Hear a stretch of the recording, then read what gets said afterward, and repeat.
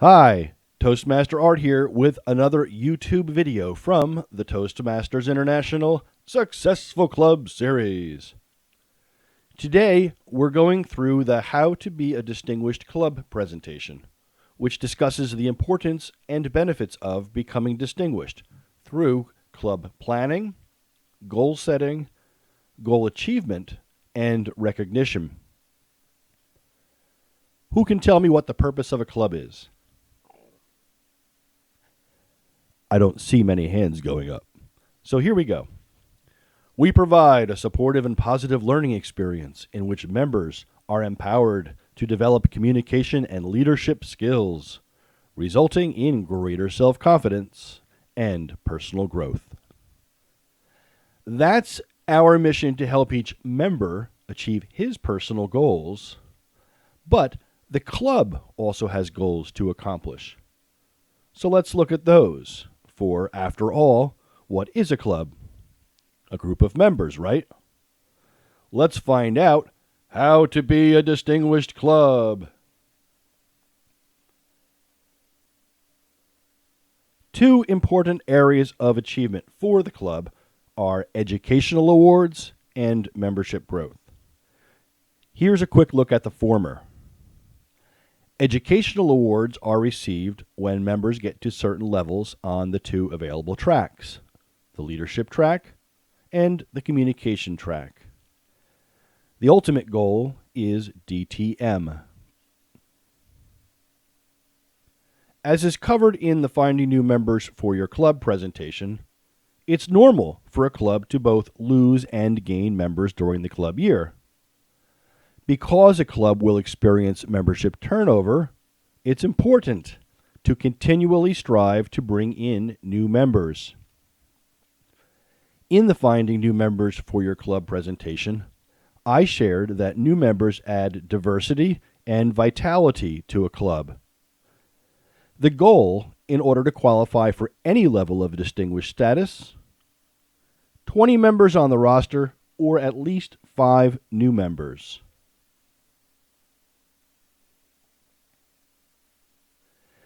Here's the Distinguished Club Program status report for a club. There are 10 goals a club is encouraged to meet each year.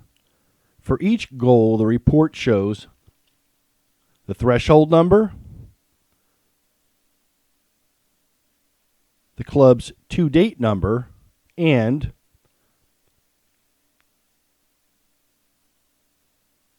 the status, or what the club needs to do to achieve the goal. From the check marks in the status column, you can see that this club achieved 3 of the 10 goals at the time of the report. Let's look in more detail at the 10 goals. The first 6 are based on educational awards, with the first 4 focusing on the communication track. Goals 1 and 2 are each achieved when 2 members earn their Competent Communicator Award. Goals 3 and 4 each require 1 member to earn any of the Advanced Communicator Awards. And the last 2 goals, which focus on the leadership track, are each achieved when a member earns any of the leadership awards. When we get to the last 4 goals, we're looking at 2 based on membership growth and 2 of an administrative nature. It's important to have our officers trained not only for their benefit, so that they might fully understand the nature of their office, allowing them to serve effectively therein, but the club can also check off a goal when this is achieved. Goal number 10 is achieved when our dues are paid on time and our post-election officers list is submitted on time. Now, you may be wondering, what's the reason behind all this? Most importantly, it's a measure of club health, and that's the underlying purpose of these metrics. Clubs need a sufficient number of members to be effective. They need members making progress towards communication and leadership goals to exhibit their worth.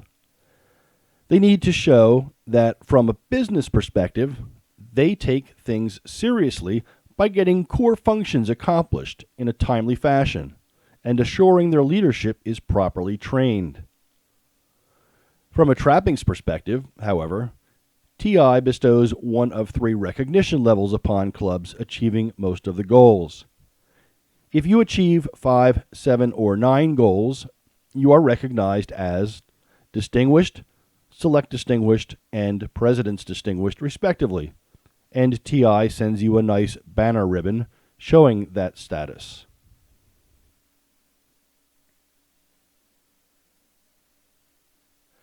We've looked at goals, but how do we achieve them? We come up with measurable, achievable steps towards the goal and write them down.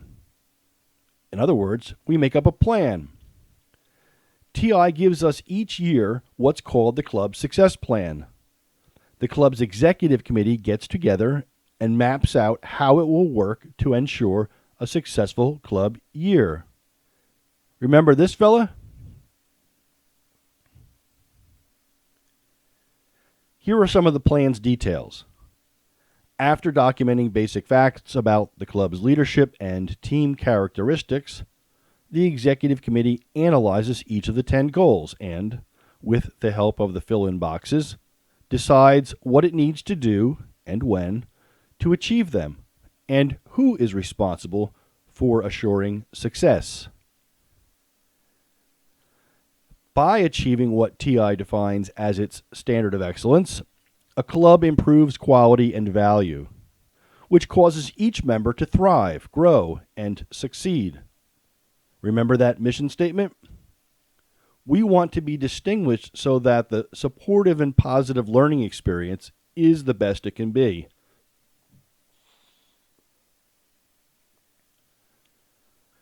Well, I know you're all chomping at the bit to ask me, Well, what can I do, Art, to help my club get to distinguished?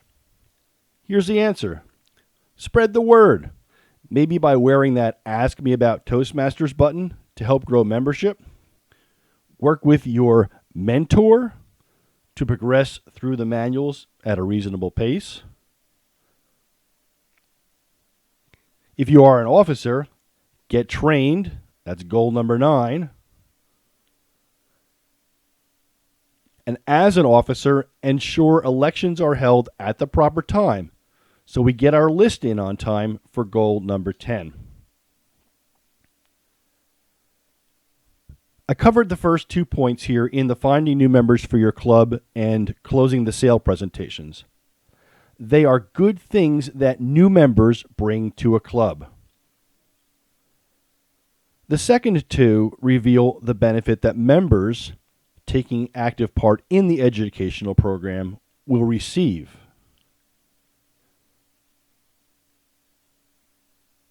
The last points out that we'll be recognized for our success. Let's get another ribbon on our banner. Let's get distinguished. To be notified when additional educational presentations are uploaded, please subscribe to this channel. I hope that you were all educated today. Educating and thus bettering my fellow Toastmasters is a passion of mine, and I am here to help if I can. I would be interested in hearing from you either by email or submitted comments as to how effective you found this presentation. Hey, make it a great Toastmasters Day. Go G! Mr. Toastmaster.